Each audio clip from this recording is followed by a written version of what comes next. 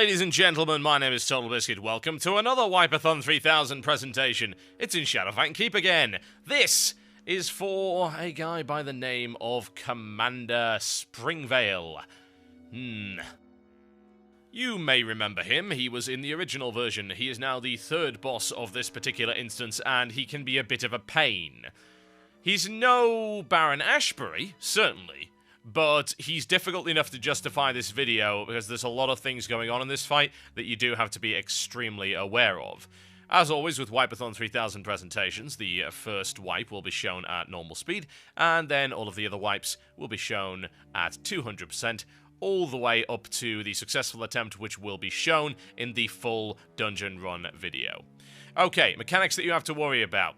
First things first, you will summon adds periodically through the fight. Those adds honestly have to be killed. There's really not a lot of choice in that because those adds have a tendency of healing the boss by using that Unholy Empowerment ability. They will power him up to 3 stacks of Unholy Empowerment, and then he seems to be able to heal himself. He may also do other unpleasant things that we didn't really notice. The adds have to be taken down. He will also do that large purple flame thing, which has a very odd name to it. It's called the Shield of the Perfidious, and if you stand in it, you will die horribly. It is a sort of front cone right there, and the tank will have to eat it because it tracks on him, but of course, you have to turn that away from the group, otherwise the group will die horrendously. He also has a Death and Decay style thing on the floor, which does a dot and also slows. As we discovered, it's not really worth running out of that, just because of the amount of time that it takes, so it's not a particularly good idea. He also has a unpleasant ability that actually leeches maximum health from the group, and you saw it there. It's not something that can be gotten rid of, it's not a curse or a magic effect or anything like that, so you simply have to deal with it. When you engage the boss, you should take the adds down as quickly as possible. They both appear to have the Unholy Empowerment ability. We thought at this point that it was just the officer that did it, but as it turns out, the Tormented Guardsman can do it as well, so focus them both down. As we discovered later on, they can be shackled, so I would strongly recommend that you do so. He'll then summon adds into the fight. Now, what I'm doing here, it wasn't exactly the best placement of it, but I get better on it later on, is to use the Ring of Frost, which is the new mage ability. Now, this used to be Curtain of Frost, and it used to be terrible. Now it isn't. It's a massive, great ring, and if they run into the ring, then they will be frozen, so it's an unbelievably good crowd control ability, and if they happen to be on the outside of the ring, and they sort of run into the rim of it, they'll get frozen. If it gets broken, they get frozen again while the ring is up. It's unbelievably good for this fight, and I would strongly, strongly recommend it. So we're hitting him fairly hard here, but what we weren't doing is interrupting the Unholy Empowerment, which meant that he was getting heals. Now, you'll notice that this guy does have less health than the other bosses in here, but that's because he constantly has adds, so it all balances out. The tank did kind of screw up there, which resulted in some of us dying, but hey, like I said, everyone makes mistakes when it comes to wiping, and I'm certainly guilty of quite a few of them myself, so no one's going to blame him for that, I would hope. Now, the main problem that we have here is we are trying to DPS down the adds as they come in, but we don't get enough DPS on the boss, and eventually we just get ground into fine paste. What you have to watch out for is grabbing those adds, and as we discover, and you will see later on in this video, this room is actually non-ideal for fighting in, because it makes it much harder to pick up those adds. You'll see in a number of these wipe attempts that we end up pulling aggro. At one point, we just tried kiting. We said, hey, just burn it down, it'll be fine. I mean, this is a nice way of doing things right here. You see, I managed to freeze them both up, and it was easy to pick them up. But bear in mind, that's not going to work if you don't have a mage, and the Ring of Frost has a fairly significant cooldown, so you might get to use it twice a fight if you're lucky, but you're going to be dealing with a lot more adds than that. Okay, so we dealt with those fairly well, but as you can see, we gave him that empowerment, and he healed himself almost up to full. It is not good at all. You have to stop that from happening. You do need a lot of interrupters. The worst thing is that both the adds can do it, so potentially you could end up missing one. The best thing you can do is to try and crowd control one of those adds. It is undead, so there are a limited number of crowd control effects that you can use. Shackle is obviously the most reliable. A Hunter Trap would also work. pushing our way down here, and we're just not doing well enough in terms of the DPS. We end up losing 1 DPS fairly early on in the fight, which means that we're totally boned, because you have to have a very strong DPS on those adds. If you don't focus them down, and if you do split your DPS, which is what was happening in the early attempts before we decided, well, we're going to take the officers first and then the Wailing Guardsmen, then you'll end up in a massive amount of trouble. It's imperative that you kill one very, very quickly, just to avoid getting those extra stacks of Unholy Empowerment. There is a fairly challenging achievement which involves stopping him from getting any at all. Admittedly, that's not all that hard if you have Shackle or Reliable CC that works on Undead in your group, because then at least you can shackle one of them and just keep interrupting the other, and you don't have to switch between the two. That would be a recommended way of doing things. And oh, look at the pretty particle effects. No doubt that's going to break a few people's computers, we shall see.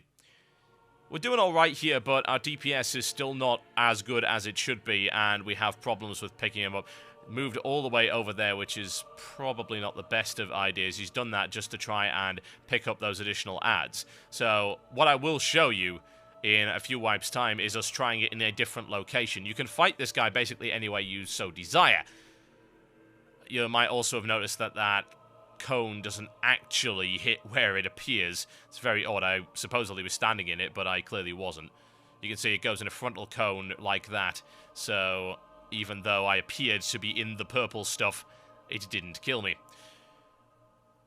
Still, we're doing fairly well, but we're allowing too many stacks of that empowerment. You can see we're not really focusing our DPS enough on this, and he keeps bringing in the adds, and we're just getting worn down.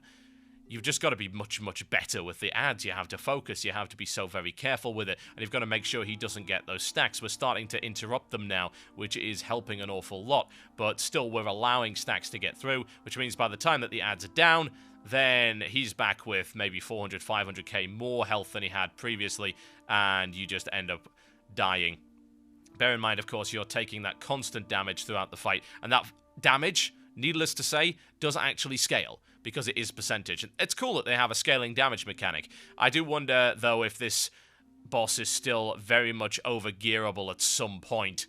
We shall see. Now, you see, we modified our tactics right there once we discovered that they were shackleable. We'd heard that they weren't, and it's possible in a previous version they weren't, but they certainly are right now. So we shackled one, nuked the other, and here comes the first one. Placed the Ring of Frost in the middle right there to catch both of them, so that's helped an awful lot. Also gives me some extra crits because I'm rolling with Frost Spec at the moment. Bring that down as quickly as possible. We weren't tanking that one. We actually decided we'd just kite it around a little bit, but it really does help if you tank it. Like I said, this room is non-ideal for that purpose because it makes picking them up a lot harder. Now, once we finish this wipe, I think I'll show you some in the corridor to the side, which is where we decided to move. And as far as I can tell, that seems to be the optimum place to do it.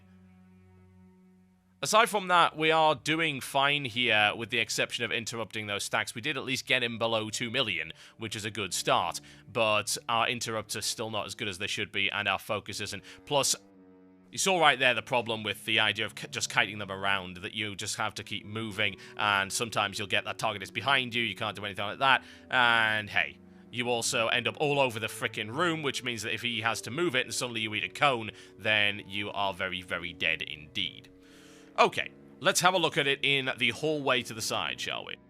As you can tell, we're coming to the end of the video, which means that this was the last wipe before a successful kill. So moving here made a ton of difference, as we did discover. It's always cool to be able to learn fights with absolutely no prior knowledge to them, which is mostly what's happening in the beta. There's not an awful lot of documentation provided by anyone, which is, of course, why I'm providing these videos for you, to hopefully give you an impression. Now, the nice thing about this is that it forces those ads to come in both from that side, so we were able to catch them very nicely there in the Ring of Frost. That disabled them very well indeed, and it also made tanking and picking them up an absolute joke.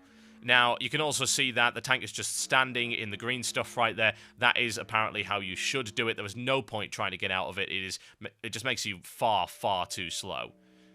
Also, in an area like this, I expect back to fire for the sole purpose of using a little bit of area of effect. Because, of course, Living Bomb, and since Blast Wave is very cheap, is handy for doing damage to all 3 targets and keeping the pressure on them. Okay, ladies and gents, that was a Wipe-a-thon 3000 right there for Commander Springvale. Hopefully you've got an idea of what you need to do for that. The full successful attempt is part of the Shadowfang Keep Heroic Full Run video that is coming up very soon indeed. And if it's already there, then hey, congratulations. You should see a little annotation at the top if it's ready. If it's not ready, then, well, there won't be any annotation. My name's been Total Biscuit, and I'll see you next time.